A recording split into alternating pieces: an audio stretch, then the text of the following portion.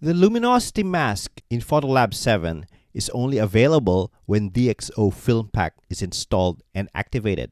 This is truly an eyebrow-raising choice by DxO, as it would mean you would have to shell out $139, the price of Film Pack, just to include a luminosity mask into your workflow.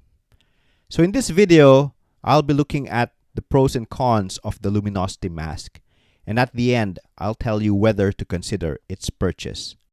But first, what is the luminosity mask? The luminosity mask allows you to correct an image based on a range of brightness that you can adjust with very high precision.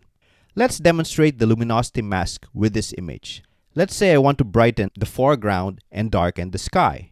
This image is an ideal candidate for a luminosity mask since both objects, the sky and the foreground, have distinct brightness which are useful for the luminosity mask to work well. And it also includes fine detail which make it more difficult to handle with other tools. So this is an ideal problem for the luminosity mask. Let's try out the luminosity mask now. Navigate to Local Adjustments. Click the luminosity mask tool. Next, I'll select the luminosity range. Notice that the mouse has changed to an eyedropper. I'll click on an area of the image which I want masked. Notice that the trapezoid indicates the selected luminosity range, and from the looks of it, it did a pretty accurate job generating the mask with just one click. However, the mask is not perfect. There are unselected areas. Let's refine the mask. To refine the luminosity mask, you can either use the black and white triangles, which represent the limits of the luminosity range mask, or the bottom triangles, which represent the transition or the fall off. Since only a small part of the object remains unselected, I'll work with the fall off. I'll drag the bottom right triangle to expand the area of coverage, which will also increase the transition range. I'm hoping this will give a more natural looking adjustment. There, a good result. However, I'm still seeing some differences in tone. When it comes to luminosity masks, it is important to ensure a mask is smooth and even. Let's augment the luminosity mask with a brush. I'll click on the brush tool. I'll brush on the uneven tones to smoothen it. Next, I'll use the erase tool to correct the incorrectly selected areas. There, a perfect mask. Let's make some adjustments. I'll increase the exposure. I'll enhance the micro contrast. There, that's a good looking adjustment. The foreground is now done. I'll rename the layer. Next, let's deal with the sky. Since we already have such a great foreground mask, let's use the same mask for the sky. I'll duplicate the mask. I'll invert the mask. Next, I'll reduce the exposure.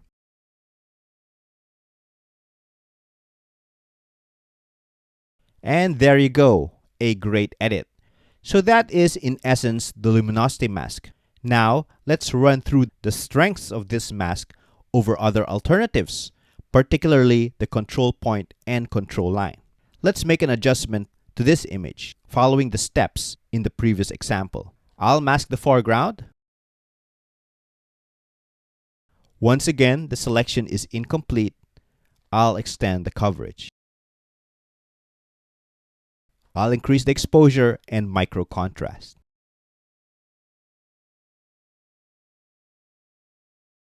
Next, I'll mask the sky.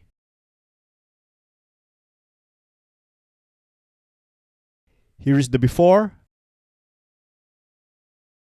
and the after. So that was the luminosity mask. Next, let's solve the problem with the control line and control point. By the way, if you want to know more about how to use these tools, watch my video on that topic. I'll leave a link in the description. First, I'll mask the foreground with the control point. I'll make sure the dropper is pointed to a shadow area. As you can see, it's doing an admirable job, but there is some spillover as this is a gradient tool. Unfortunately, we can't use an erase brush to clean it, but we can use a negative control point. Let's add a negative control point by option clicking on the sky. Make sure to have the negative control points overlap for a more even mask. Unfortunately, it is still not complete. Some spillover is still not corrected. Let's add even more negative control points. There, a better result. Next, let's take care of the sky. Here is the before and the after. So as you can see, while it took a lot more steps and was less elegant a workflow, DxO's control point and control line can do the job of the luminosity mask. So, is the luminosity mask worth it? Well, DxO's luminosity mask is indeed an excellent implementation, and it might be one of the best implementations among raw editors. Its high price tag, particularly if you're not interested in film pack at all, and the fact that its capabilities can be reasonably replicated by control point and control line combo, tells me it is not worth it. However, if money is no object, luminosity mask is elegantly implemented and is a joy to use. That being said, I believe DxO should discard the onerous film pack requirement and give out the luminosity mask as part of Photolab 8, as every other photo editor has luminosity masking. Or better yet, DxO join the AI masking bandwagon and include an object selection tool. So I hope you found this video helpful. Let me know what you think of luminosity range mask. If you have ever used it, write it down in the comments. I'd love to hear from you. And if you like this content, don't forget to like, subscribe, and share to help keep the videos coming. Until the next video, I'm going to see you in the next one. Bye for now.